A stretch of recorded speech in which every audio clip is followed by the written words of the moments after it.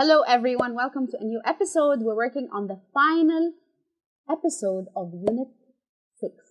So we're doing Lesson 7 review. Our topic is still let's eat. Let's get started. We're going to review and use the vocabulary words and the structures of the unit. We will pronounce familiar words with some accuracy and we will write a recipe. This will be our project. Now, I want you to match the food with the photos. So we have biscuits, cheese, pigs, hummus, nuts, olives, pasta, peppers, raisins, and a salad. Number 1 is done for us, and that's of course cheese. Number 2 is my favorite personal, which is nuts. You should eat some of them, not a lot of them, because they are fattening. Number 3, of course, this is hummus. We can eat it with peppers or with carrots. And number 3 is biscuits, and in America they're called cookies. Number 5, this is a favorite fruit in the summer, and it is figs. Number 6 is of course olives, but do not eat too much of them because they're full of salt. And number 7 is a great healthy snack, and it is a salad. Number 8 is of course peppers, or sometimes called bell peppers. And number 9 is pasta, and number 10 is, I told you about it before, dried up grapes are called raisins. Good job, guys. Let's move on to exercise 2. Is the food in exercise 1 countable or uncountable? So now we have to categorize the words into countable and uncountable. Cheese is done for us. Of course, it is uncountable. But what about nuts? Can we count nuts one by one? Maybe. So, nuts are countable. Hummus is, of course, uncountable. You cannot count piece by piece. Number 4, the cookies or biscuits are countable. Also, figs in number 5 are countable. We can count them. Number 6, olives are, of course, countable. We can count one by number. Number 7, a salad is uncountable because it is cut up vegetables. It's very hard to count them. And number 8 is, of course, peppers are countable.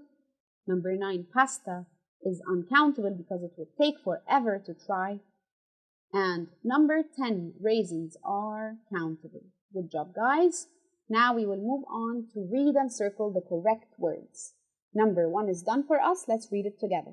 I like biscuits with too many or a lot of raisins in them. Of course, the accurate expression is a lot of raisins in them.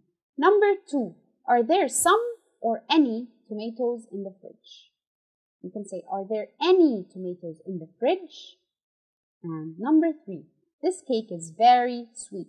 There's too much or many sugar in it. Of course, there is too much sugar in it. Number 4, have we got enough or have we got too much rice to make kushari? Of course, when we ask such a question, we ask with enough. Have we got enough rice to make kushari? And number 5, there's some or any cheese on the table. Here we will say there is some cheese on the table. And number 6, there are too many or enough people in the cafe. Here we will say there are too many. Now, when I use uncountable nouns, which expression do I use? And when I use countable nouns, which expressions can I use? You can categorize the expressions according to whether the nouns beside them are countable or uncountable. Now we will work in pairs, give advice using should, shouldn't, and these words. So, you should eat a lot of vegetables. Let's try together. You can find a partner and practice. You shouldn't eat too much chocolate. You should eat a lot of fruit. You shouldn't eat too many crisps or potato chips. You shouldn't drink too many fizzy drinks. Now for our final project, I want you to write a recipe for a meal or snack. Think of your favorite meal. You can look at the photos on the right-hand side. We have pasta, meatballs, and of course, pasta with vegetables. Now, choose a meal or snack. Write a list of ingredients. What do we use to make that meal? And then make a list of the instructions or the steps that you will do to create that meal. Make sure you say what to do for each part of the recipe and put the instructions in the correct order.